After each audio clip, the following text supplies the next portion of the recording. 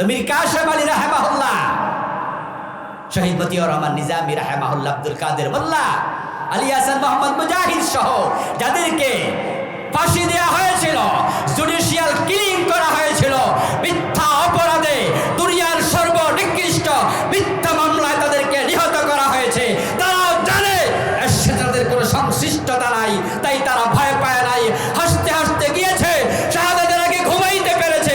তারা জানে এটা শাহাদাত, শাহাদাত, শাহাদাত, আর শাহাদাতের চেয়ে সেরা কোনো মৃত্যু হতে পারে না।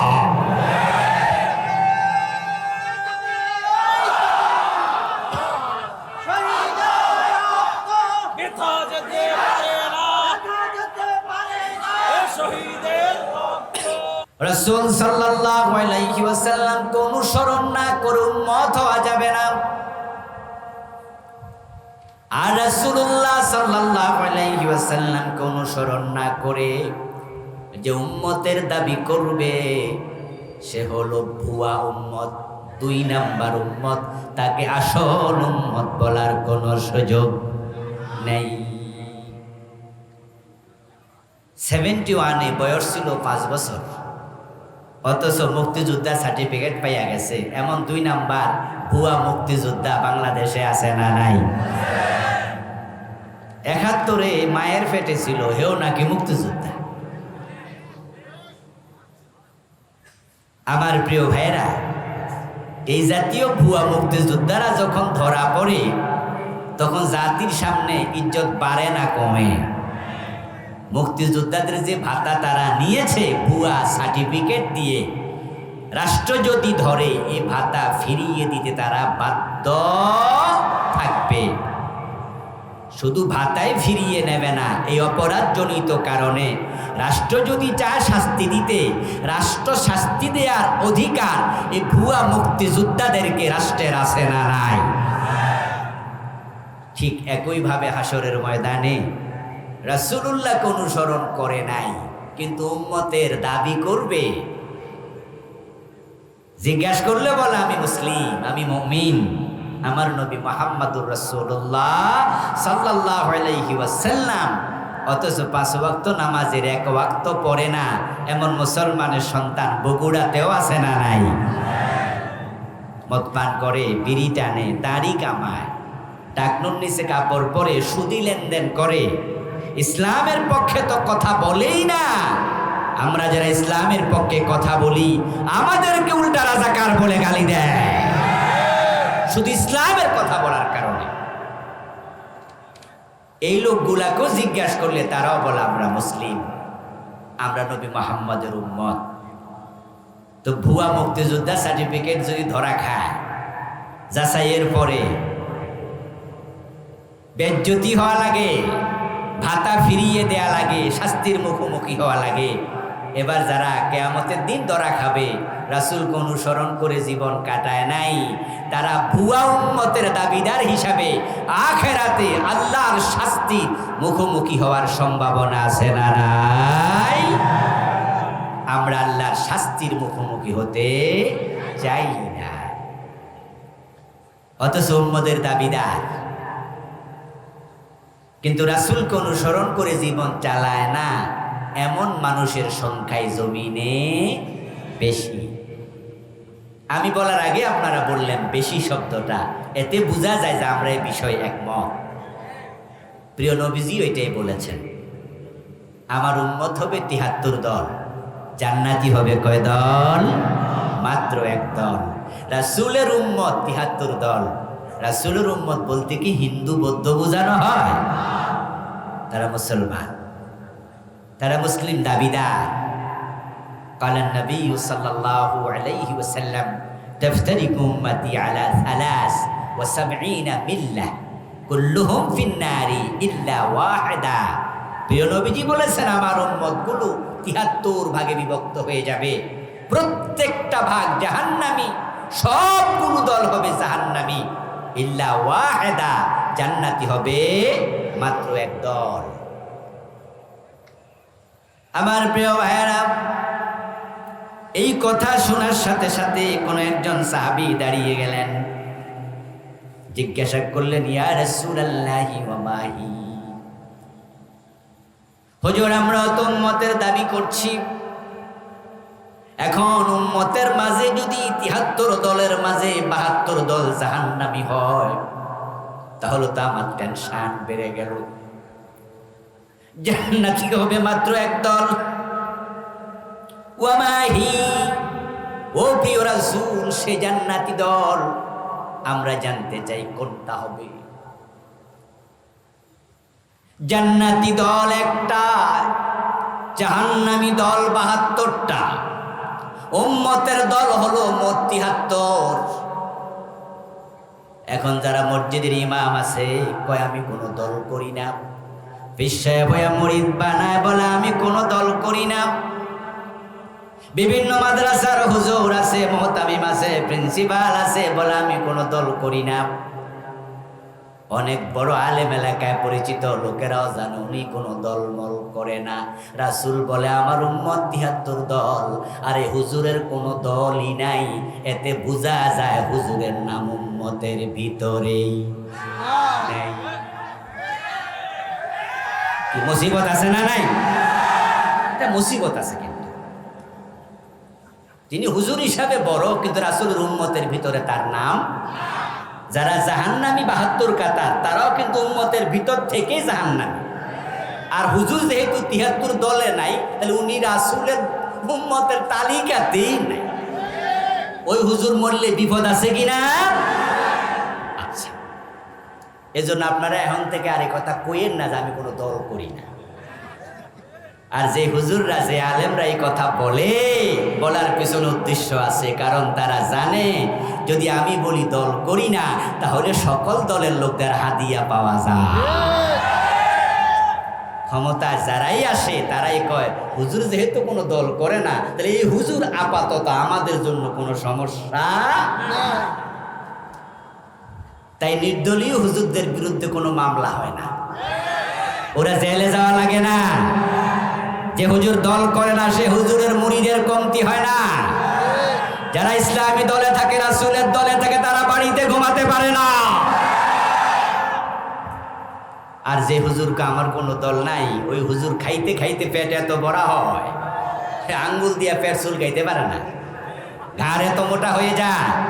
সকল দলের লোকেরা ফুলের মালা নিয়ে গিয়ে যায়, উনি সুবিধাবাদী হয়। আরে সুবিধাবাদীরা রাসূলের দলে থাকতে পারে না, ওরা কফাল ফোড়া, কফাল ফোড়া। আরেকটা সমস্যা আছে। সমস্যা হচ্ছে এই যে হুজুর বলল আমি কোনো দল করি না, বা আপনারাও জানেন যে হুজুর কোনো দল করে না। যখন মানুষ মারা যায় তখন কবরে রাখার সময় একটা দোয়া আছে, বিসমিল্লাহি ওয়া আলা মিল্লাতি রাসূল। আসেনি? আচ্ছা, আছে। তাম পৃথিবীতে আছে, রাসূলের হাদিস থেকে তো। আচ্ছা, এই দোয়ার বাংলা অর্থ কি? আপনি যাকে কবরে দিচ্ছেন তাকে বলছেন বিসমিল্লাহি, আল্লাহর নামে, ওয়া আলা মিল্লাতি রাসূলিল্লাহ, এবং রাসূলের দলে।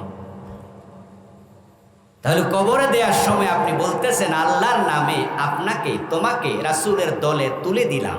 তো যেই হুজুর আজীবন কইছে কোনো দল করি না, এর জন্য নতুন দোয়া বানাইতে হবে না? এ দোয়া কি ওনার জন্য চলে? উনি তো বুক ফুলাইয়া দুনিয়া থাকতে বলতে পারেননি আমি রাসূলের দল করি।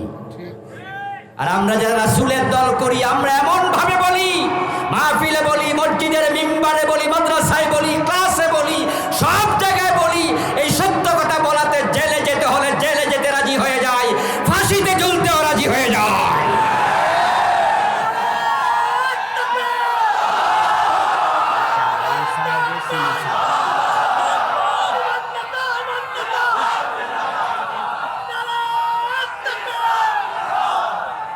আমার প্রিয় ভাইরা,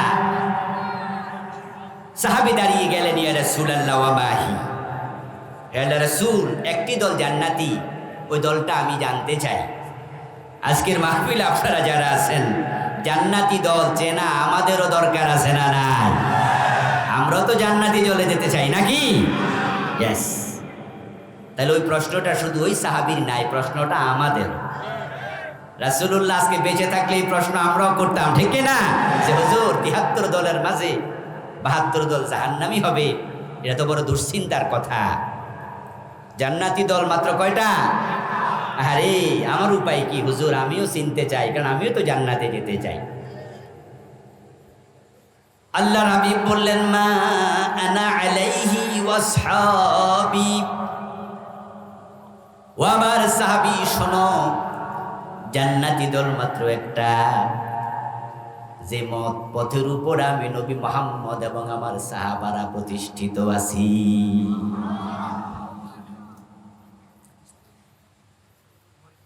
বলেছে মা আনা আলাইহি, যার উপরে আমি নবী মুহাম্মদ আছি, ওয়াসহাবি, এবং যে মত পথের উপরে আমার সাহাবারাও আছে। যদি তুমি সেই মত ওই পথের উপরে প্রতিষ্ঠিত থাকতে পারো, তুমি হব জান্নাতি। জান্নাতি দল তাহলে চিনলেন, যেই মত যে পথের উপর রাসূল এবং সাহাবারা প্রতিষ্ঠিত।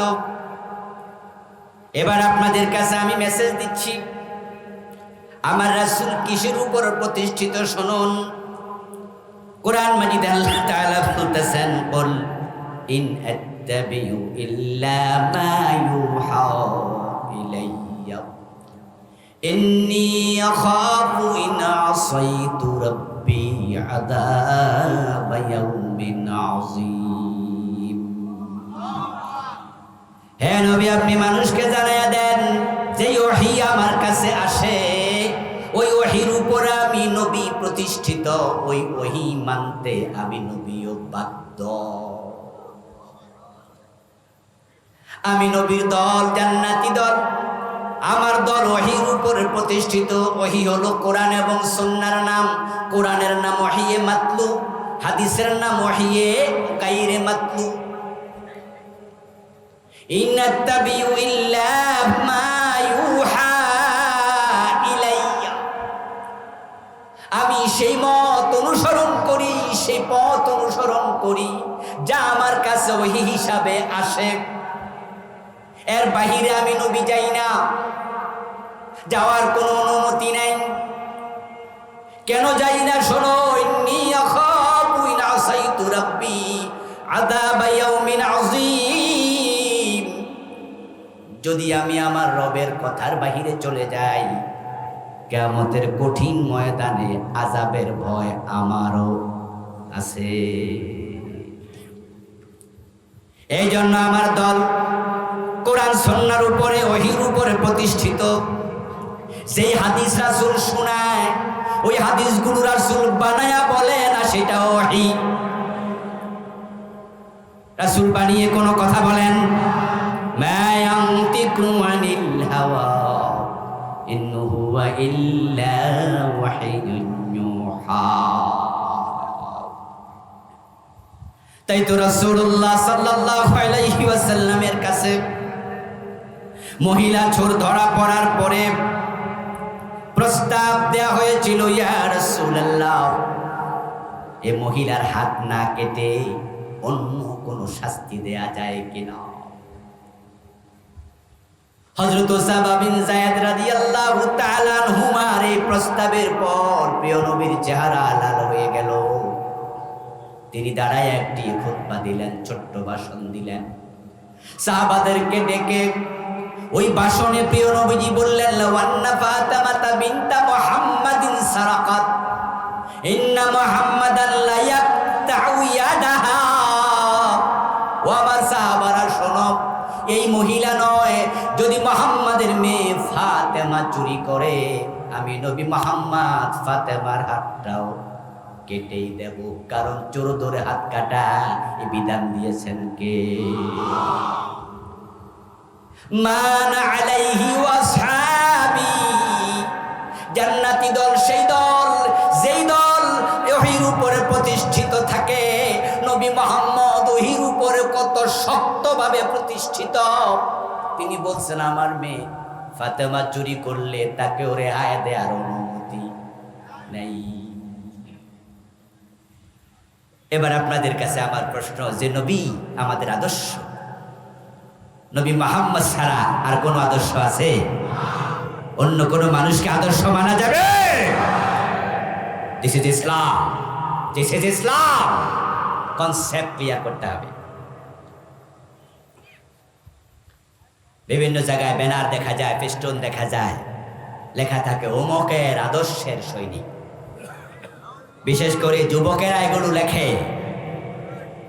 এবং বিগত 15টি বছর টেলিভিশনের মাঝে হাজার হাজার না লক্ষ লক্ষ বার প্রচার করা হয়েছে অমুকের আদর্শের আলোকে বাংলাদেশ তৈরি করা হবে। ইভেন স্কুলগুলোতে যখন পিটি করা হতো, অ্যাসেম্বলি হতো, ওই অ্যাসেম্বলিতে পর্যন্ত এইভাবে 2 হাত সামনে নিয়ে ছোট ছোট বাচ্চাদেরকে শেখানো হয়েছে। তারা বলেছে অমুকের আদর্শের আলোকে বাংলাদেশ তৈরি করা হবে। আমরা দ্ব্যর্থহীনভাবে বলছি, আমরা মুসলমান, আমরা নবী মুহাম্মদ ছাড়া কাউকে আদর্শ মানি না, মানতে পারি না।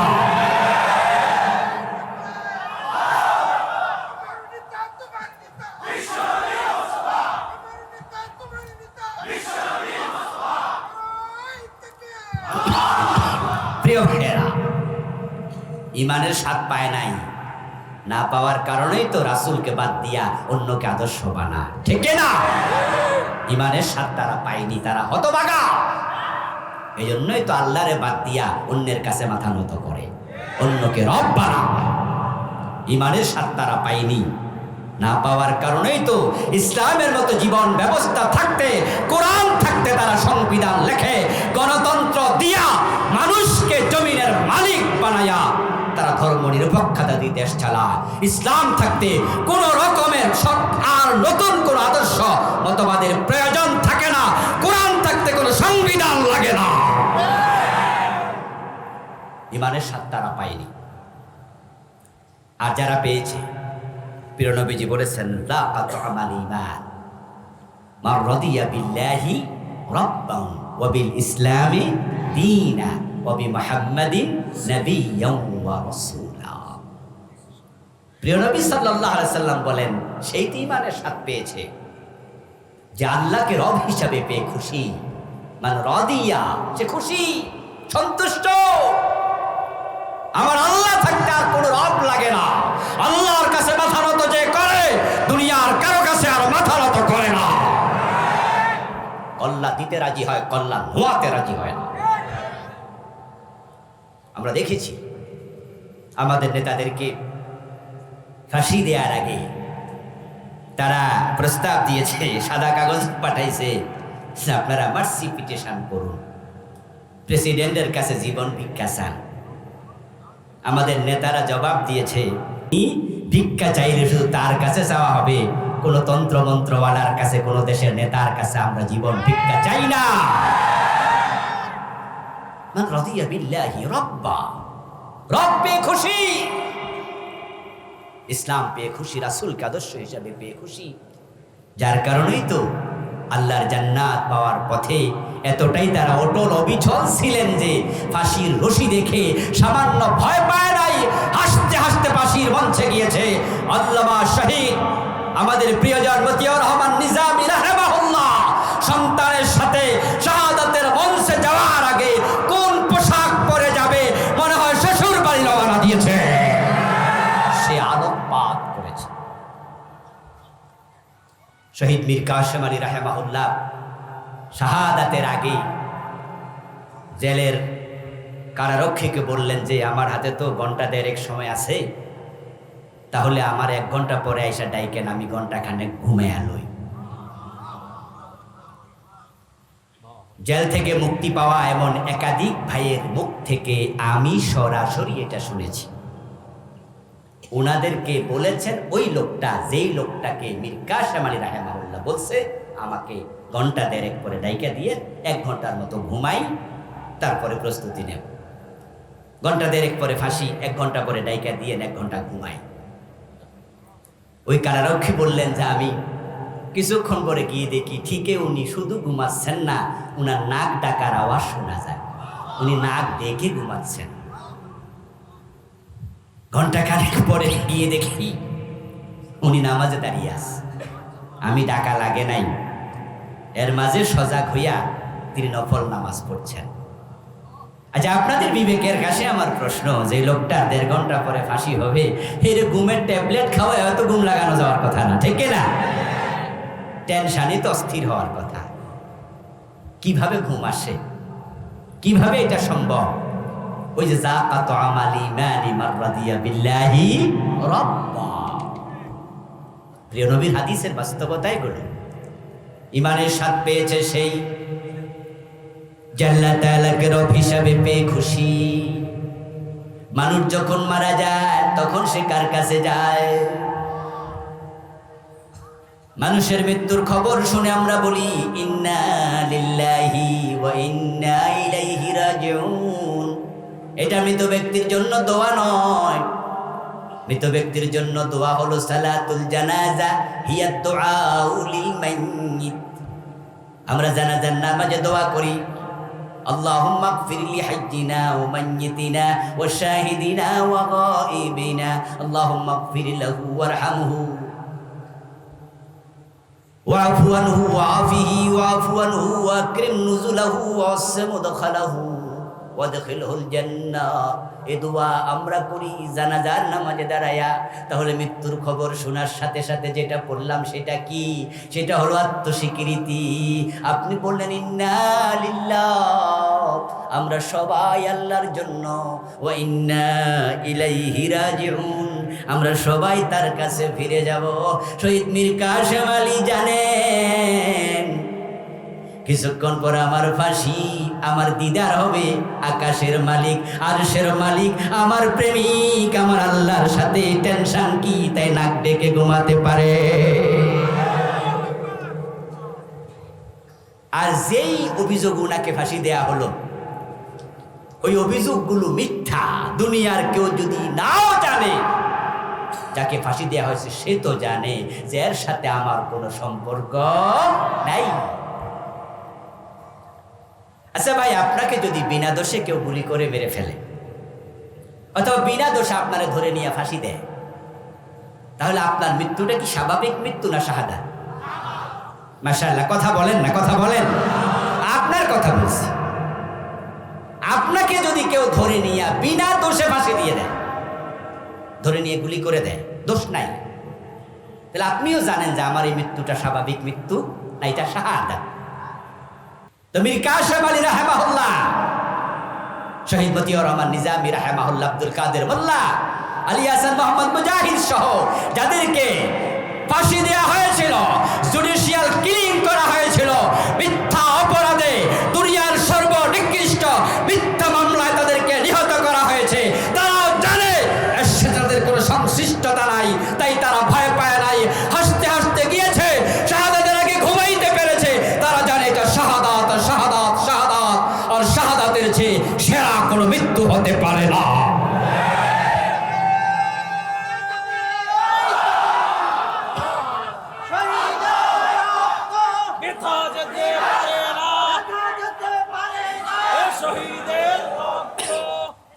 আমার প্রিয় ভাইয়েরা, প্রিয় নবী সাল্লাল্লাহু আলাইহি সাল্লাম বলেন, আমি যার উপর প্রতিষ্ঠিত তারাই জান্নাতি। সাথে যোগ করলেন আমার সাহাবারা। এবার একটু আমরা আসি এদিকে। আমাদের আমল, আমাদের চিন্তা, আমাদের ঈমান এর সাথে সাহাবীদের মিল দরকার আছে না নাই? ইয়েস। সাহাবায়ে কেরামকে আমরা অনুকরণীয়, অনুসরণীয় বলে থাকি। আমরা তাদের থেকে ইসলাম শিখি, তাদের থেকে ইসলাম শিখতে বলি। এজন্যই তো ফারুক আজম ওমর যেভাবে দেশ চালাইছে, ইসলাম দিয়ে সেভাবে দেশ চালানোর জন্য আমরা পাগল পাড়া হয়ে আছি। সে কথা আমরা বলছি। আমার প্রিয় ভাইয়েরা, এবার আসুন আবু বকরের দিকে একটু তাকান। তিনি ক্ষমতা আসলেন, একদল লোক যাকাত দিতে অস্বীকার করল। আবু বকর সাথে সাথে বললেন, খালিদ বিন ওয়ালিদ কোথায়? তলোয়ারের শান দাও, তাদের বিরুদ্ধে যুদ্ধ হবে যারা যাকাত দেবে না। এই কথা শুনে হযরত ওমর দৌড় মারলেন। ওমর এসে বললেন, আবু বকর, খলিফাতুর রাসূলুল্লাহ সাল্লাল্লাহু আলাইহি ওয়াসাল্লাম, আপনি কাদের বিরুদ্ধে যুদ্ধের ঘোষণা দিলেন? এই লোকগুলো তো পাঁচ ওয়াক্ত নামাজ পড়ে। আহা, যাকাত হয়তো দেবে না বলছে, কিন্তু নামাজি মানুষ তো, কালেমাওয়ালা তো, ওদের সাথে যুদ্ধ করবেন কেমনে কি বুঝলাম না। আবু বকর সাথে সাথে বললেন, লাউ কাতিলান্না মান ফাররাকা বাইনাস সালাতি ওয়াজ যাকাত, যারা নামাজ পড়তে রাজি, যাকাত দিতে রাজি নাই, আল্লাহর বিধানের মাঝখানে পার্টিশন তৈরি করে, আবু বকর তাদের সাথে যুদ্ধ করবে। ওমর, এ বিষয়ে আপনার পরামর্শ আমি শুনব না। সাথে সাথে যোগ করলেন। আবু বকর এবার বলছেন, শুনুন, লাউ মানাউনি ইয়াকালান কানু ইউদ্দুনাহু ইলা রাসূলিল্লাহি সাল্লাল্লাহু আলাইহি ওয়াসাল্লাম লাকাতালতুহুম আলা মানঈ। শুনুন ওমর, আমি যুদ্ধ করব তাদের সাথে, খবর তারা যদি শুনে ভয় পেয়ে যায়, তারা সিদ্ধান্ত পরিবর্তন করে আমার কাছে মেসেজ পাঠায় যে আবু বকর আপনি আমাদের সাথে যুদ্ধ করবেন না, ঠিক আছে ঠিক আছে, আমরা যাকাত দিতে রাজি, তবে যাকাতের ওট দেব কিন্তু রশি দেব না, যাকাতের গরু দেব কিন্তু রশি দেব না। অথচ তারা রাসূলের জামানায় যাকাতের ওটও দিত, ওট বেঁধে নেয়ার জন্য মদিনা পর্যন্ত রশিও দিত। লাকাতালতুহুম আলা মানঈহি, আবু বকর উটের রশির জন্য যুদ্ধ করবে। এতটুকু কথা শোনার সাথে সাথে ওমর রাদিয়াল্লাহু তাআলা আনহু নিজের সিদ্ধান্ত প্রত্যাহার করে বললেন, আমি তখনই বুঝলাম আল্লাহ তাআলা হক অনুধাবনের জন্য আবু বকরের অন্তরকে সেদিন খুলে দিয়েছিলেন।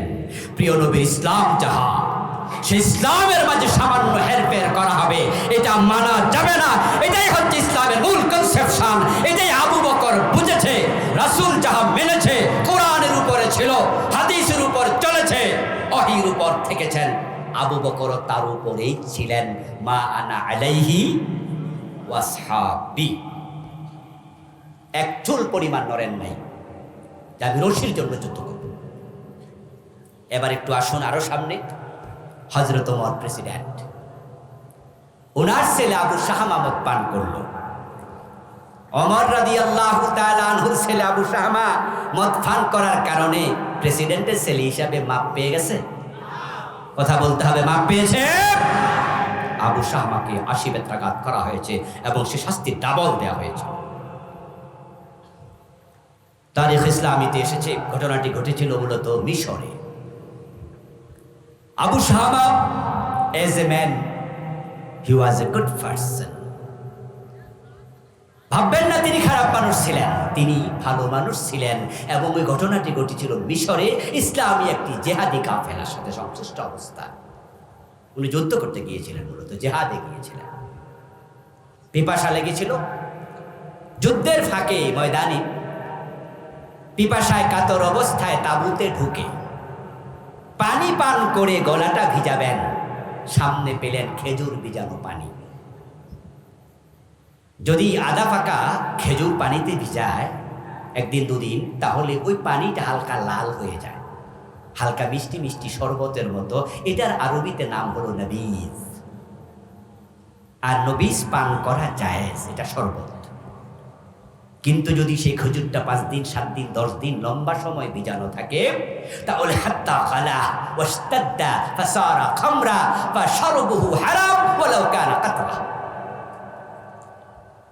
যখন আঙ্গুর, খেজুর, জব দীর্ঘ সময় ভিজানো থাকে, তখন তার উপরে ফেনা তৈরি হয়, জোশ আসে, এর মাঝে মাদকতা আসে। আর যখন এটা মদে পরিণত হয়, ফাসারা খামরা ফাশরবুহু হারাম, এখন এটা আর এক ফোঁটা খাওয়া জায়েজ নেই, এটা হারাম, এটা নিষেধ।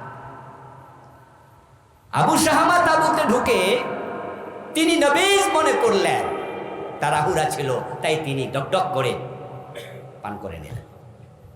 এটা যে মাদক হয়ে গেল, খমর হয়ে গেল, জোশ এসে গেল, তিনি বুঝেন নাই। কিছুক্ষণ পরে তো মাতলামি শুরু করলেন। লোকজন দেখে ইন্না লিল্লাহ ইন্না লিল্লাহ পড়া শুরু করলো। মুজাহিদরা, হায় হায় হায়, ওমরের ছেলে যুদ্ধের মাঠে এসে মদ পান করে মাতলামি করছে, হলোটা কি? আবু শাহামার যখন হুঁশ ফিরে আসলো, আবু শাহামা শুনলেন। শুনে তিনি তখন বাস্তব কথাটা বললেন, ভাইয়েরা আমি তো নবিজ পান করছি, মদ তো পান করি নাই, কিন্তু তোমরা বলতেছো আমি নাকি মাতলামি করছি, তাহলে তো বোঝা গেল এটা নবিজ ছিল না। এখন কি হবে? মদিনায় যদি এ খবর যায়, বাবা ওমর যদি আমার এই প্রশ্ন করে, আমি কি জবাব দেব? এই জন্য তিনি কাফেলার সাথে মদিনায় ফিরলেন না। তিনি চলে গেলেন তখন মিশরের যিনি গভর্নর ছিলেন, রাসূলের সাহাবী আমর ইবনুল আস রাদিয়াল্লাহু তাআলা আনহুর কাছে। নিজের গায়ের জামাটা খুলে পিঠা হযরত আমর ইবনুল আসের দিকে দিয়ে বললেন, চাচা, আপনার ভাতিজা আবু শাহমা নবীজ মনে করে খমর পান করেছে, মদ পান করেছে, মাতলামি করেছে, লোকজন দেখে ফেলেছে, প্রকাশ্য অপরাধ, শাস্তিও প্রকাশ্য, গোপন করার কিছু নেই। এ পাপিষ্টের চেহারা বাবা ওমরকে দেখাতে চাই না, আপনি হদ আমার পিঠে কায়েম করুন। আমর ইবনুল আস রাদিয়াল্লাহু তাআলা আনহু ৮০ বেত্রাঘাত করলেন, পেট কালো হয়ে গেল। হযরত আবু শাহমা রাহিমাহুল্লাহ তিনি মদিনায় ফিরলেন। এর মাঝে আবু বকর ওমরের কানে খবর চলে গেল। হযরত ওমর ছেলে আবু শাহমাকে দেখেই তিরস্কার করলেন, জিজ্ঞাসা করলেন, তুমি কি করেছ? কি নিউজ আমার কানে আসলো? আবু শাহমা গা থেকে জামা খুলে বাবার দিকে পিঠ দেখিয়ে বলে, বাবা, এই কালো চিহ্ন দেখে তুমি বোঝো না? পাপিষ্টের চেহারা, পাপাচারীর চেহারা নিয়ে তোমার কাছে আসি নাই, আমি হক পিঠে নিয়েছি, আশা করছি আমার রব আমাকে ক্ষমা করে দিয়েছে। চাচা আমর ইবনুল আস আমাকে আশীর্বাদ দিয়েছে। হযরত ওমর খুশি হয়ে গেলেন। খুশি হয়ে তিনি বললেন, আলহামদুলিল্লাহ, তাহলে তোমাকে যে আশীর্বাদ দিয়েছে একজন সাক্ষী লাগবে, এতে করে আমি অন্তরে একটু প্রশান্তি ফিল করব। আবু শাহমা বললেন, বাবা, সাক্ষী পাবো কোথায়? কারণ যেখানে আমাকে শাস্তি দিয়েছে সেখানে তো আমি আর আমার চাচা আমর ইবনুল আস, আপনার গভর্নর, এছাড়া কেউ ছিল না। উনি ঘরের দরজা বন্ধ করে তারপরে আমাকে বেত্রাঘাত করেছে। হযরত ওমর বলেন, ইন্না লিল্লাহি ওয়া ইন্না ইলাইহি রাজিউন। কি জঘন্য খবর তুমি আমাকে শোনালে! তোমাকে যখন পিঠে বেত্রাঘাত করে তখন আমর ইবনুল আস ঘরের দরজা বন্ধ করলো, এই অধিকার আমর ইবনুল আসকে কে দিল না? সাথে সাথে চিঠি লিখলেন আমর ইবনুল আসের কাছে, মদিনায় আসো তাড়াতাড়ি। আমর ইবনুল আস রাদিয়াল্লাহু তাআলা আনহু মদিনায় আসলেন। হযরত ওমর প্রশ্ন করলেন, আমর, রাসূলের ইসলাম তো হলো প্রকাশ্যে হক কায়েম করা। কোরআনে সূরা নূর আল্লাহ তাআলা আমাদের শিখিয়েছেন, ওয়ালিয়াশহাদ আযাবাহুমা তায়েফাতুম মিনাল মুমিনিন। যখন জেনাকারী নারী পুরুষকে 100 বেত দিবা, তখন বেত্রাঘাতের সময় একদল মুসলমানকে সেখানে হাজির রাখবা, তারা যেন দেখে কেমনে শাস্তি হয়। এতে করে লজিকটা কি? লজিক হলো যারা অন্যায় করছে তারা মাইরি খাইয়া ভবিষ্যতে অন্যায় করবে না, আর যারা দেখবে মাইরি দেখা অন্যায় করবে না। রাসূলের ইসলাম তো হলো প্রকাশ্যে শাস্তি দিতে হয়। তুমি ঘরের দরজা বন্ধ করে কেন পোলারে মারছো? কেন আবু শাহমাকে বেত্রাঘাত করেছো? জবাব দাও। আমর ইবনুল আস বলে, ও রাসূলুল্লাহর খলিফা আমিরুল মুমিনিন ওমর, আল্লাহর কসম, আমি আমার পুরা জীবনে যাদেরকে হদ কায়েম করেছি কাউকে ঘরের দরজা বন্ধ করে হদ কায়েম করি নাই। আমি রাসূলের ইসলাম জানি। কিন্তু আপনার ছেলে আবু শাহমাকে যখন পিটানোর জন্য সাবু খাতে নিয়েছি, আপনার চেহারাটা আমার চোখে বেশি উঠেছে। ওমরের ছেলেরে মানুষের সামনে কেমনে পিটাই? ওমরের আত্মসম্মানে আঘাত লাগবে।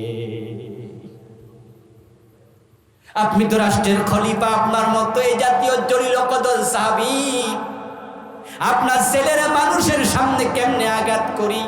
আপনার চেহারা আমার চোখে ভেসে উঠছে, তাই ঘরের দরজা লাগাইছি। তবে আল্লাহর কসম আমি একটা বেত কম দেই নাই, 80টাই দিয়েছি। ওমর বলে, তোমার বিচার বাতিল, তোমার বিচার বাতিল। অপরাধীর কোনো পিতৃ পরিচয় থাকে না। ওমরের ছেলে আর অন্যের ছেলে, ইসলামে কোনো তফাৎ নাই।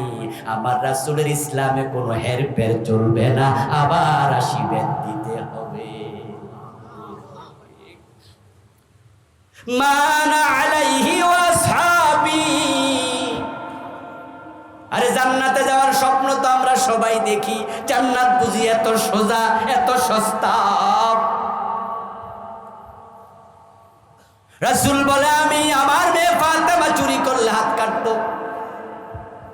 এবার আপনাদের কাছে আমি একটু জানবো, ফাতেমার মতো ভালো মানুষ, কিন্তু আমিও প্রশ্ন করি, ফাতেমা যদি চুরি করতেন রাসূল কি হাত কাটতেন না? কাটতেন? কাটতেন নাকি রাসূল শুধু ফাও ফাও বলছে? সত্যি কাটতেন। কেন কাটতেন? হাত কাটার আইন কার? কার আইন? 53 বছরের বাংলাদেশে চুরি আছে না নাই? হাত কাটছেন কয়দিন? তো রাসূলের ইসলাম কই? রাসূল যদি আমাদের আদর্শ হতো, 53 বছর এই ধর্মনিরপেক্ষ সংবিধান দিয়ে বাংলাদেশ সরার কথা ছিল না। আল্লাহর কোরআনের আইন কবেই তো কায়েম হয়ে যাওয়ার কথা। রাসূলকে আমরা আদর্শ কয়জনে মেনেছি? আবু বকর সিদ্দিক বলেন, আমি ওটে রশির জন্য জিহাদ করব।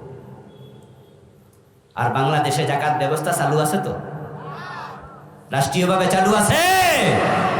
আবু বকর সিদ্দিক রশির জন্য জিহাদ করবে, আর আমাদের 53 বছরে যাকাত নামক অর্থ ব্যবস্থা নাই, আর আমরা হুজুররাও নাকে তেল দিয়ে ঘুমাচ্ছি। এটা নাকি 92% মুসলমানের দেশ, এটা নাকি ওলিয়া উলিয়ার দেশ, এটা নাকি টুপিওয়ালা দাড়িওয়ালার দেশ, এটা নাকি মসজিদের দেশ, এটা নাকি তাবলীগের দেশ, এটা নাকি পীরের দেশ। সব ঠিক আছে, কিন্তু ইসলামের দেশ হতে পারে নাই। এতে প্রমাণিত হয় আমরা 72 দলে ঢুকে গিয়েছি কিনা হিসাব করা দরকার।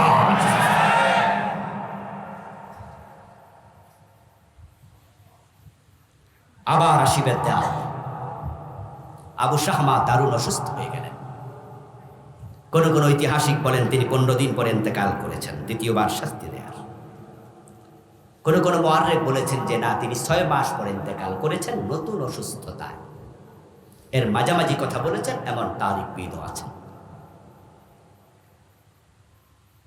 কোন কোন মুআররিখ বলেন হযরত ওমর উনার ছেলে অসুস্থ অবস্থায় দেখতে গেলেন। আবু শাহমার কপালে চুমু খেয়ে বললেন, কাইফা আনতা ইয়া বুনাইয়া, হে কলিজার টুকরা, কেমন আছো? বাবার প্রশ্নের জবাবে আবু শাহমা জবাব দিলেন, ইয়া আবাতি তাকতুলুনি। ছেলে জবাব দিচ্ছে, বাবাও প্রশ্ন করছে, ইয়া বুনাইয়া, ইয়া ইবনি বলে নাই। হে আমার কলিজার টুকরা ছেলে, কেমন আছো? সন্তান যে বাবা মার কাছে কত প্রিয়, এটা বাবা মা না হলে বোঝা যায় না।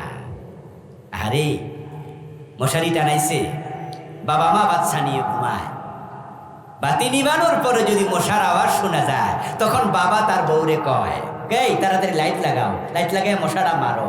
টেনশন কি, নিজেরে কামড়াবে এটা না বাচ্চারে কামড়াবে? টেনশন করছে বাচ্চারে নি কামড়াবে। নিজে না খায়া থাকে, বাচ্চাকে খাওয়ায়া দেয়। হযরত ওমর বললেন, ইয়া বুনাইয়া কাইফা আনতা, কেমন আছো? আবু শাহমা জবাব দিলেন, একই জবাব, একই শব্দ, ইয়া আবাতি তাকতুলুনি, হে আমার প্রিয় পিতা, আপনি তো আমার ডাবল শাস্তি দিয়া আপনি তো মৃত্যুর মুখোমুখি করে দিলেন আমাকে। হযরত ওমর বলেন, ইযা লাকাইতা রাব্বাক ফাখবিরহু ইন্না উমারা কামানিল হাদ্দা। হযরত ওমর বলেন, আবু শাহমা কলিজার টুকরা ছেলে, যদি তুমি অসুস্থতায় মরে যাও, যখন আল্লাহর সাথে দেখা হয়ে যাবে, তুমি আল্লাহর কাছে জানাইয়া দিও, আমার বাবা আবু বকর নবীর বিধানের ব্যাপারে তুমি আল্লাহ তোমার বিধানের ব্যাপারে আমি ছেলেকেও ছাড় দেয় নাই, আমার উপরও তিনি যথাযথ হক কায়েম করেছে। মান আলাইহি ওয়াসহাবি, সাহাবারা দেখো দেশ চালাইছে কেমনে। আল্লাহর হাবিব দেশ চালাইলেন 10টা বছর। মদিনা নামক রাষ্ট্র, আপনাদের কাছে আমার জিজ্ঞাসা, দয়া করে জবাব দিয়েন, আল্লাহর হাবিব যখন 10 বছর মদিনা নামক রাষ্ট্র চালাইলেন, নিজের মন মতো চালাইলেন না কোরআনের আইন মতো? আল্লাহর হাবিবের ইন্তেকালের পরে আবু বকর, ওমর, ওসমান, আলী রাদিয়াল্লাহু তাআলা আনহুম 30 বছর দেশ চালালেন খলিফা হইয়া, তারা প্রশাসক হইয়া। আপনাদের কাছে আমি জানতে চাই, এই 30 বছর কি মন মতো চালাইছে নাকি কোরআন মতো? আল খিলাফাতু আলা মিনহাজিন নবুওয়াহ। জান্নাতে যেতে চাও, সাহাবাদের আদর্শ ধারণ করো। প্রিয় নবীর আদর্শ ধারণ করো, তাহলে জান্নাতি দলের সদস্য হতে পারবা। একদল জান্নাতি। এখন 53 বছরের বাংলাদেশ আপনি সেই কোরআন দিয়ে চালানোর জন্য কোনো ভূমিকা রাখেন নাই। এতেই প্রমাণ হয় জান্নাতীদের দলে নিজের নাম এখনো ঢুকাতে পারেননি। আপনারা যারা আছেন আজকের এই মাঠে, আচ্ছা দল করে না, কোনো দলে ভোট দেয় না, এমন লোক এখানে কয়জন আছেন? আচ্ছা আগামী নির্বাচন যখন হবে এখানে ভোট দিতে কেন্দ্রে যাবে না, এমন লোক কয়জন পাবেন? হাতে গোনা 2-4 জন। আচ্ছা যদি ভোটের কেন্দ্রে নাও যায় কিন্তু মেন্টালি সাপোর্ট করে, মানসিকভাবে কমপক্ষে চায় জমক দল পাস করুক, আমি ভোট না দিলে না দিলাম। আমার দেশের 100 জনের মাঝে প্রাপ্তবয়স্ক, পাগল এবং শিশু বাচ্চা ছাড়া 100 জনই কোনো না কোনো দলে মেন্টালি সাপোর্ট করে, আবার অনেকে কর্মী সমর্থক হইয়া কাজ করে। এখন আমার প্রশ্ন, আপনি যে দল করছেন, যে দলকে ভোট দিয়েছেন, টাকা দিচ্ছেন, সাপোর্ট করছেন, তারা ক্ষমতায় গেলে কোরআন দিয়ে দেশ চালাবে কিনা? উত্তর যদি না হয়, তাহলে আপনিও জাহান্নামীদের দলে আছেন। কথা সোজা।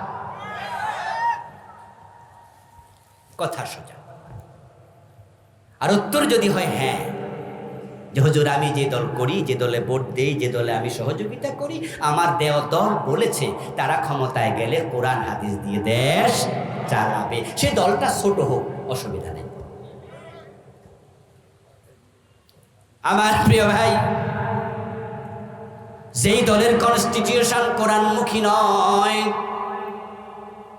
যেই দলের আদর্শ কোরআনমুখী নয়, যেই দলের নির্বাচনী চিন্তা চেতনা, দেশ চালানোর চিন্তা চেতনা কোরআন সুন্নাহমুখী নয়, সেই দল করা মুসলমানের জন্য হারাম, হারাম এবং হারাম। তাহলে বাকি থাকলো ওই দল, যে দলগুলো ইসলামী দল, যারা ক্ষমতায় গেলে আল্লাহর কোরআনকে সংবিধান বানাবে বলছে। আপনি সেই দলে ঢুকে যান, এটাই মানা আলাইহি ওয়াসহাবি। সেই দল ক্ষমতায় গেলে আপনি যদি দেখেন এই দল ক্ষমতায় যায় ইসলাম কায়েম করে নাই, তাহলে সেই দল তরক করতে হবে, তালাক দিতে হবে, আবার নতুন ইসলামী দলে ঢুকতে হবে। এবার অনেকে আছেন বলে হুজুর ইসলাম তো ক্ষমতায় যাক, আমরাও চাই, তবে হুজুররা এত দল, এই জন্যই তো আমি ওই দলে আর যাই না। ওসিলা দেখাইয়া তারা দুনিয়াবাদী দলের মাঝে ঢোকে। ও দোস্ত মসজিদ এলাকায় বেশি, তাই বলো কোন মসজিদে যাবো, হুজুর এত মসজিদ তাই মন্দিরে গেছি, এটা বলার সুযোগ আছে নাকি?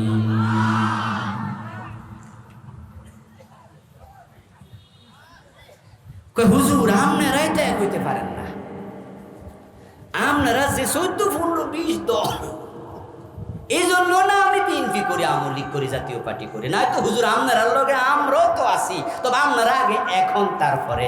ও দোস্ত, আপনার বাবা আপনারে বললো যে বাজান আমার জন্য একটা লুঙ্গি নিয়ে আসুন, তা আপনি বাজারে যাই একটা শাড়ি কিনে লাইছেন,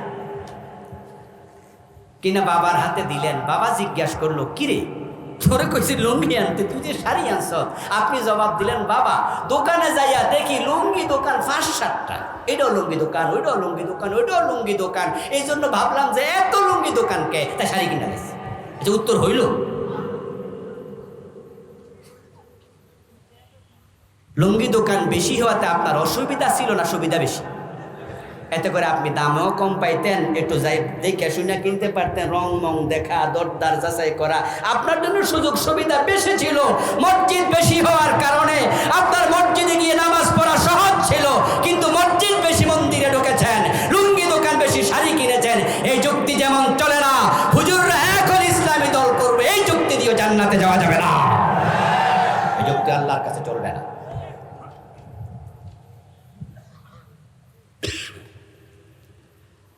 রাসূলুল্লাহ সাল্লাল্লাহু আলাইহি ওয়াসাল্লামকে অনুসরণ করা, সাহাবীদেরকে অনুসরণ করা জান্নাতে যাওয়ার মাধ্যম। অনুসরণ রাসূলকে করতেই হবে। যখন আমাদের দেশে প্রিয় নবীর অনুসরণের আওয়াজ আসে, কথা আসে, তখন লোকেরা খুশি হয়, বিশেষ করে মাহফিলে। কারণ তারা মনে মনে ভাবে রাসূলকে অনুসরণ করে তো মসজিদে ডান পা দিয়া ঢুকি, বাম পা দিয়া বের হই। রাসূলকে অনুসরণ করার কারণে তো মুখে দাড়ি, মাথায় টুপি। রাসূলকে অনুসরণ করার কারণে তো বুকের নিচে হাত, বুকের নিচে, বুকের উপর, নাভির নিচে হাত বাঁধি। রাসূলকে অনুসরণ করার কারণে তো মাহফিলে এসে মাটির মাঝে বসে আছি, কোরআনের কথা শুনি। তাহলে জান্নাতি দলে তো আমিও আছি। রাসূলের সাথে জান্নাতে যাওয়ার সুযোগ আমারও আছে। আত্মবিশ্বাস তৈরি হয়, এটা ভালো, এটা ভালো। কারণ রাসূলকে যারা অনুসরণ করবে, রাসূল নিজেই বলেছেন তারা জান্নাতে আমার সাথে যাবে। قال النبي صلى الله عليه وسلم من أحب سنتي فقد أحبني ومن أحبني كان معي في الجنة। প্রিয় নবীজি সাল্লাল্লাহু আলাইহি ওয়াসাল্লাম বলেন, যে আমি নবীর সুন্নাতকে ভালোবাসে সে আমি নবীকেই ভালোবাসে। আর যে আমার সুন্নাহকে ভালোবেসে আমি নবী মুহাম্মাদের ভালোবাসার প্রমাণ দিতে পারবে, সে জান্নাতে আমার সাথে ঢুকবে। এটা ভালো গো। কিন্তু একটু ঝামেলা আমরা পাকাইছি, সেটা একটু পরে বলতেছি। প্রিয় নবীর আরেকটা হাদিস শুনুন। قال النبي صلى الله عليه وسلم كل امتي يدخلون الجنه। প্রিয় হাবিব বলছেন আমার সব উম্মত জান্নাতি হবে, আমার সব উম্মত জান্নাতি, ইল্লা মান আবা, তবে যারা অস্বীকারী উম্মত তারা জান্নাত পাবে না। এই কথা বলার সাথে সাথে একজন সাহাবী দাঁড়ালেন। কিলা মান ইয়া রাসূলুল্লাহ, দাঁড়িয়ে প্রশ্ন করলেন, হে আল্লাহর নবী, উম্মত জান্নাতি বুঝলাম, কিন্তু উম্মত আবার অস্বীকারী, এটা তো বুঝলাম না। কোন উম্মত অস্বীকারী? যার কপালে জান্নাত নাই। আমার রাসূল জবাব দেন, মান আতানি দাখালাল জান্নাহ ওয়া মান আসানি ফাকাদ আবা। যে আমি নবী মুহাম্মদকে অনুসরণ করে সেই জান্নাতে ঢুকতে পারবে, যে আমি নবী মুহাম্মদকে অনুসরণ করে না তার কপালে জান্নাত নাই। এই হাদিসগুলো দিয়া প্রমাণ হয় জান্নাতে যেতে হলে নবীর অনুসরণের বিকল্প নাই। এখন অনুসরণ আপনারা করছেন না তা নয়, কিন্তু ঝামেলা এক জায়গায়। আমরা নবী মানি ততক্ষণ, সুবিধা আছে যতক্ষণ, অসুবিধা যেখানে, নবী মানে না সেখানে। তাই মসজিদে নবীরে মানে, কিন্তু আদালতে মামলার রায় দিতে গিয়া আমার দেশে জজ ম্যাজিস্ট্রেট নবীর আলোকে রায় দেয় না। আমরা মসজিদে ডান পা দিয়ে ঢুকি, বাম পা দিয়ে বের হই, নবী মেনে নামাজ শুরু করি আল্লাহু আকবার দিয়ে। রাসূলকে অনুসরণ করে সালাম ফিরায়া নামাজের শেষ করি। কিন্তু সেই আমরা মসজিদে গেলে যেমন কোরআন সুন্নাহ মানি, এমপি হইয়া সংসদে ঢুকলে সে কোরআন সুন্নাহর আলোকে দেশ চালাই না। আদালতে হাকিম হয়ে বসলে মসজিদে যেভাবে মেনেছি নবী রাসূল এবং আল্লাহর বিধান, আদালতের চেয়ারে গেলে আর মনে থাকে না। তাহলে আমরা পুরা জীবনে সুন্নাহ মানলাম না অর্ধেক? আর কান খুলে শোনো, সুবিধাবাদ জিন্দাবাদে মুমিন হওয়া যায় না।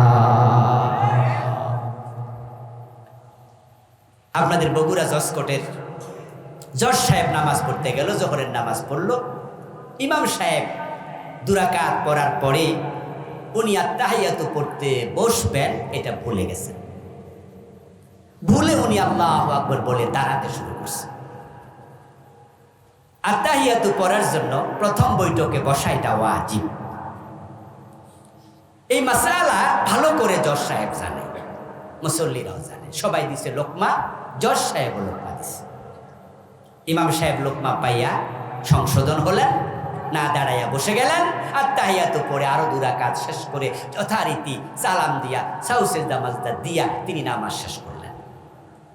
এবার জজ সাহেব যে আদালতের চেয়ারে বসে এখন মামলার রায় দেবে। চোর ধরা পড়ছে, সাক্ষী মুক্ষী সব শেষ, আজকে রায় ঘোষণা হলো। রায় ঘোষণার সময় জজ সাহেব চোর ধরে হাত কাটার রায় দেয় নাকি চোর ধরে জেলে দেয়? কোন রায়টা দেয়? চোর ধরে হাত কাটা রায় দেয়া ওয়াজিব না ফরজ? ইমাম সাহেব যে ভুল করছিল ওটা কি ফরজ না ওয়াজিব? উনি যে লোকমা দিল ওয়াজিবে, নিজের ফরজের খবর। এটা হলো বাংলাদেশের ইসলাম। কোরবানির গরু বাজারে কিনতে যাইয়া আসরের নামাজ পড়ে না এমন কোরবান দাতা আছে না নাই? হ্যাঁ, কোরবানির গরু কিনতে কিনতে বেহুশ। ফরজের খবর, কোরবান করা ওয়াজিব, আর আসর মাগরিবের নামাজ পড়া গুরুত্ব কোনটার বেশি ছিল? কিন্তু বাংলাদেশি ইসলাম হলো আমরা যেভাবে চাই সেভাবে মানি।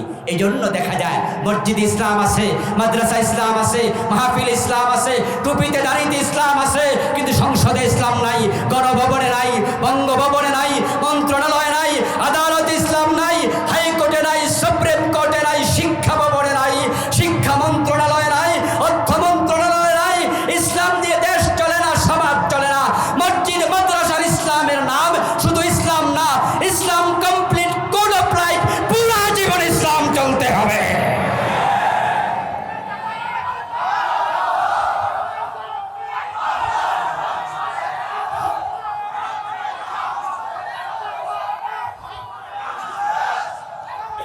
আমার প্রিয় ভাইয়েরা, রাসূলুল্লাহ সাল্লাল্লাহু আলাইহি ওয়াসাল্লাম মসজিদের ইমাম ছিলেন, রাষ্ট্রের নেতা ছিলেন। উনি মসজিদ চালাইছে যে আল্লাহর আইনে, রাষ্ট্র চালাইছে সে আল্লাহর আইনে।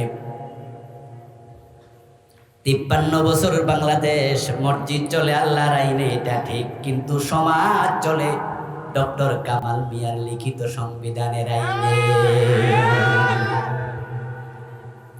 আমাদের দেশের সংবিধান আমাদেরকে মুশরিক বানায় ছেড়ে দিচ্ছে, যেটা আমাদের প্রধান বক্তা বলেছেন, চমৎকার কথা তিনি বলেছেন। আমাদের দেশের সংবিধানে আছে জনগণ রাষ্ট্রের মালিক, সভরেন্টি, ল অফ সভরেন্টি, রাষ্ট্রের মালিকানা জনগণের। অথচ আপনি কোরআন যখন পড়বেন বারবার পাবেন লিল্লাহি মা ফিস সামাওয়াতি ওয়া মা ফিল আরদ, আকাশ জমিনে যা আছে সবটার মালিক কে? ওয়ালাহু মা ফিস সামাওয়াতি ওয়া মা ফিল আরদ লিল্লাহি মিরাসুস সামাওয়াতি ওয়াল আরদ আলা লাহুল খালকু ওয়াল আমর। জনগণের মালিকানা নাই? আরে ভাই, আপনি কিসের মালিক? আপনার যে 3.5 হাত দেহ, এটার মালিক আপনি? আচ্ছা, মানুষের দেহের অঙ্গ প্রত্যঙ্গ সে চাইলে কি বিক্রি করতে পারে? শরীয়ত কি বলে? আপনি চাইলে আপনার চোখ বেচতে পারবেন?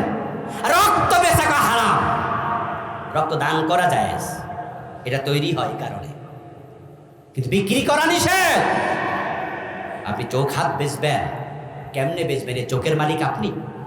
তো যেখানে আপনি নিজের মালিকই আপনি না, আর আপনি নাকি পুরা দেশের মালিক। এজন্যই তো আমাদের নেতারা যখন মাইক হাতে পায় নির্বাচনের আগে, তখন তারাও বলে জনগণ সকল ক্ষমতার উৎস। আল্লাহর কোরআনের সাথে পুরা সাংঘর্ষিক কথা সংবিধানে ঢুকাইয়া 53 বছর ধরে তারা দেশ চালাচ্ছে।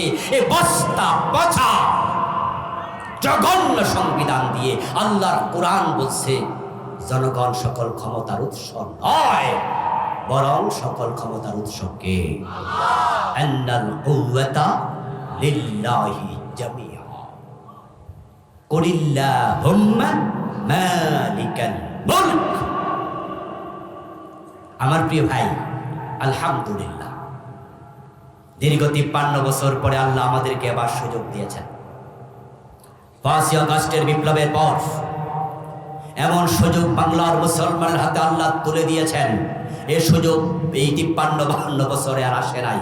71 দেশ স্বাধীন হলো, 72-তে সংবিধান লেখা হলো।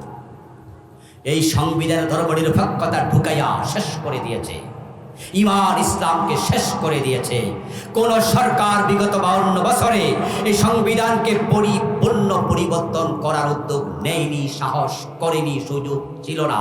কিন্তু আগস্ট বিপ্লবের পরে এমন সুযোগ আল্লাহ আমাদের হাতে এবার তুলে দিয়েছেন। অন্তর্বর্তীকালীন এই সরকারকে যদি আমরা বাধ্য করতে পারি আর সরকার গণভোটের ব্যবস্থা করে দেয়, মানুষ পক্ষে থাকে, এই পুরো সংবিধান পরিবর্তন করার সুযোগ এবার এসে গেছে। আমরা যদি চাই সরাসরি আল্লাহর কোরআন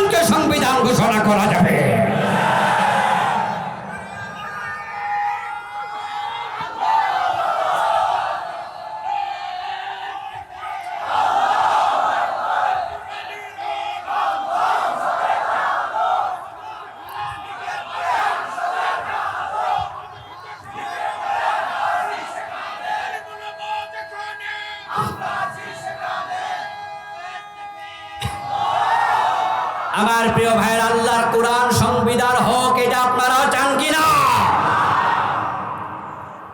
প্রিয় নবী মুহাম্মদ সাল্লাল্লাহু আলাইহি ওয়াসাল্লাম যে কোরআনকে সংবিধান হিসাবে গ্রহণ করে জাহিলিয়াত দূর করেছে, আজকে নব্য জাহিলিয়াত, আধুনিক জাহিলিয়াত দূর করার ক্ষমতা আল্লাহর কোরআনের আছে না নাই? আমরা দেখেছি জাহিলিয়াতের যুগে মারামারি, হানাহানি, লুটতরাজ, খুন, অপহরণ, ধর্ষণ, যেটা আমরা গত 15 বছরও দেখেছি। স্বামীর হাত থেকে স্ত্রীকে নিয়ে সিলেটে 8 জন গণধর্ষণ করেছে। সিলেটের এমসি কলেজের কথা মনে আছে না নাই? স্বামীকে বেঁধে রেখে হায়নার দল মাগরিবের পর গণধর্ষণ করেছে। কক্সবাজারে গণধর্ষণ করেছে। আমাদের নোয়াখালীতে ঘরে ঢুকে দর্শন করে বোনকে হত্যা করেছে। খুন রাহাজারি চিন্তায় নব্য জাহেলিয়াত, প্রিয় নবীজির কোরআনের মাধ্যমে সে জাহেলিয়াত দূর করে আল্লাহর হাবিব ঘোষণা করেছেন, শেষ দিকে এসে খায়রুল কুরুনি কারনি। এখন আর জাহেলিয়াত নাই, আমার যুগ সর্বশ্রেষ্ঠ যুগ। এমন শান্তি এসেছে, এমন সমৃদ্ধি এসেছে। আল্লাহর হাবিব 10 বছর ক্ষমতায় ছিলেন, মদিনায় ইসলামী রাষ্ট্র প্রতিষ্ঠিত করলেন। আবু বকর সিদ্দিক 2 বছর 3 মাস ক্ষমতায় ছিলেন। তারপর হযরত ওমর ক্ষমতা আসলো। মাত্র 12 বছরের ব্যবধানে অর্ধ পৃথিবীতে ইসলাম পৌঁছে গিয়েছিল। হযরত ওমরের সময় রোম এবং পারস্য বিজয় হয়েছিল। হযরত ওমর ইসলামী দুনিয়ায় অর্ধ পৃথিবীতে কোরআনের অনুশাসনের মাধ্যমে এমন শান্তি প্রতিষ্ঠিত করেছিলেন, অর্ধ পৃথিবীর শাসক গাছতলায় ঘুমিয়ে থাকত, বডিগার্ডের প্রয়োজন ছিল না। অর্ধ পৃথিবী করেছ শাসন, ধুলার তথ্যে বসে খেজুর পাতার প্রাসাদ তোমার বারে বারে গেছে খসে।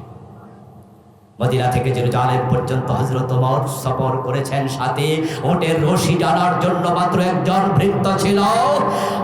1000 কিলোমিটারের বেশি রাস্তা হযরত ওমর একা পার হয়েছেন, বডিগার্ড লাগে নাই। শান্তি কাকে বলে দেখো, আল্লাহর কোরআন যদি বাংলাদেশে কায়েম হয়ে যায়, সে শান্তি পলকুধারা বাংলার পরতে পরতে সমাজের প্রতিটি সেক্টরে আবার কায়েম হবে, অশান্তি চিরতরে নির্মূল হবে ইনশাআল্লাহ। সে সুযোগ আল্লাহ আমাদের করে দিয়েছেন। এই জন্য আল্লাহর দেওয়ার সুযোগ এবার কাজে লাগাতে হবে। রাজি আছেন না নাই? রাজি আছেন না নাই? চুরি থাকবে না। আরে চোরে তো থাকবে না, চুরি থাকবে কেন? ইসলাম যখন আসবে, জাকাত ভিত্তিক অর্থ ব্যবস্থা কায়েম হয়ে যাবে। যখন জাকাত ভিত্তিক অর্থ ব্যবস্থা হযরত ওমর কায়েম করেছিলেন, আল্লাহর হাবিব আবু বকর কায়েম করেছিলেন। আমরা ইসলামের ইতিহাস পড়লে দেখি, জাকাত বিভাগের কর্মচারী কাদের মাঝে জাকাতের টাকা নিয়ে ঘুরে, জাকাত খাওয়ার লোক নাই। তো খাদমিন আবনিয়াইহিম ফাতুরাদ্দু ইলা ফুকারাইহিম। গরিবরা জাকাতের টাকার জন্য ধনীর বাড়িতে যাবে, একটি জাকাতের শাড়ির জন্য লাইনে দাঁড়িয়ে রোদে পূর্বে বৃষ্টিতে ভিজবে, অতি ধাক্কায় পদপিষ্ট হয়ে মারা যাবে। এটা হবে না, বরং গরিবদেরকে খুঁজে খুঁজে বাড়িতে গিয়ে জাকাতের টাকা পৌঁছিয়ে দেওয়া হবে ইনশাআল্লাহ। ইসলাম তাই করেছিল, ইসলাম তাই করেছিল। সমৃদ্ধি আসবে, শান্তি আসবে। প্রিয় নবীজি সাল্লাল্লাহু আলাইহি ওয়াসাল্লামের জীবনের লক্ষ্য দিনের বিজয়, এবং তিনি সেটা করেছিলেন। মক্কায় পাড়েননি 13টি বছর, কারণ মক্কায় তারা সিদ্ধান্ত নিয়েছিল প্রিয় নবীকে কোরআন নিয়ে তার মক্কার সংসদ দারুন নাদওয়ায় ঢুকতে দেবে না। বরং তারা সিদ্ধান্ত নিয়েছিল দারুন নাদওয়ার মিটিংয়ে লা তাসমাউ লিহাযাল কোরআন। তাদের সিদ্ধান্ত আল্লাহ জানিয়ে দিয়েছেন, তারা বলেছিল কোরআন শুনতে যেও না। সিদ্ধান্ত এখানে শেষ নয়, ওয়ালগাউ ফীহি লাআল্লাকুম তাগলিবুন। সিদ্ধান্তের দ্বিতীয় অংশ হলো, কোরআন তো শুনতে যাবেই না, বরং কোরআনের তেলাওয়াত যেখানে হবে, আলোচনা যেখানে হবে, সেখানে গন্ডগোল বাঁধাইয়া দেবে। আবু জেহেলরা যে সিদ্ধান্ত নিয়েছিল, তাদের যে চরিত্র ছিল, গত 15 বছরে আমরা দেখেছি এই সরকার পতিত স্বৈরাচার, তাদের চরিত্রের সাথে আবু জেহেলদের বড় মিল পাওয়া যায়। এই মাঠেও কি খোলা ময়দানে এইভাবে আজকের মতো গত 15 বছরে তাফসীর মাহফিল করা গেছে? এই জাতীয় বক্তাদেরকে আনতে পারছেন? এই জাতীয় নেতারা কি এই মাঠে এইভাবে বসার কোনো পরিবেশ ছিল? বরং আমরা দেখেছি গত 15 বছরের তাফসীর মাহফিল, ওয়াজ মাহফিল যেখানে হতো সেখানে অনুমতি ছাড়া হতে দিত না। বরং তারা কি করত? টিউনুর কাছে যাও, ডিসির কাছে যাও, ওসির কাছে যাও, এসপির কাছে যাও, নেতার কাছে যাও। এমন নেতাকে সভাপতি বানাতে হতো সেই নেতা সূরা ফাতিহা বিশুদ্ধভাবে তেলাওয়াত করতে পারে না। কিন্তু আল্লাহর শুকরিয়া, এখন খোলা ময়দানে নিশ্চিন্তে কোরআনের কথা বলা যায়। আবু জাহেলরা যেভাবে পরাজিত হয়েছে, নতুন আবু জাহেলদেরকে আল্লাহ সেভাবে পরাজিত করে দিয়েছে।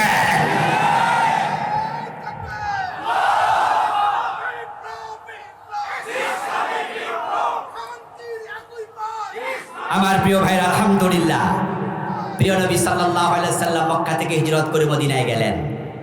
যাওয়ার পথে দোয়া করলেন, ওয়াজআলনি মিন লাদুনকা সুলতানান নাসির, আল্লাহ তুমি সাহায্য করো রাষ্ট্রশক্তি দিয়ে।